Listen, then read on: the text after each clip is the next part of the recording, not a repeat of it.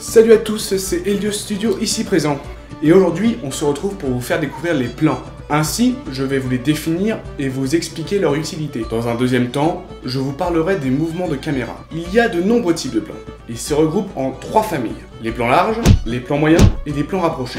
Les plans larges regroupent le plan d'ensemble et le plan général, qui ont une vocation plutôt descriptive. En général, ils servent à situer l'action. Ils donnent des informations sur l'environnement, le climat, mais aussi le moment de la journée. La famille des plans moyens sert à montrer l'action. Elle regroupe le plan moyen et le plan américain.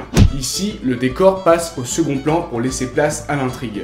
Ces plans servent à focaliser le public sur les actions des protagonistes. La dernière famille est celle des plans rapprochés, dans laquelle se situe bien entendu le plan rapproché, le gros plan et le très gros plan. Ces plans ont un enjeu émotionnel. Ils servent à montrer les sentiments des personnages, leurs réactions au cours d'un dialogue ou face à un événement de l'intrigue. Maintenant que vous connaissez l'échelle des plans, je vais vous montrer les différents mouvements de caméra qui existent. Il y a tout d'abord le plan fixe. C'est un plan où la caméra est généralement posée sur un trépied, afin de lui assurer une stabilité absolue. Ce type de plan se traduit par sa totale immobilité. Les seuls mouvements présents lors de ces plans sont ceux des personnages. Ensuite vient le travelling. Lors de ce plan, la caméra avance, recule ou bouge latéralement.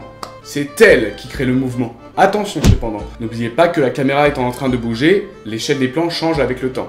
Il est important de vous dire que le zoom ne peut être considéré comme un travelling, car la caméra ne bouge pas lors de celui-ci. Puis arrive le plan séquence. Il consiste à filmer une scène entière en une seule prise sans interruption. Ce type de plan est l'un des plus difficiles à maîtriser, car tout doit être calculé jusqu'au plus petit mouvement de l'acteur. Pour vous faire une idée, je vous conseille le film Birdman de Alejandro González Iñárritu. Ce film a la particularité d'avoir été tourné en un seul plan séquence. Il est ainsi devenu culte. Le dernier mouvement de caméra se nomme le panoramique. Il consiste à faire tourner la caméra sur elle-même d'un point à un autre.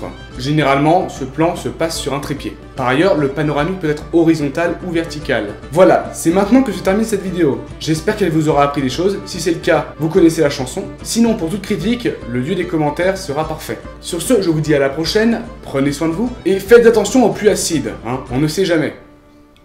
Alors, c'est par où que je sors? Ah, par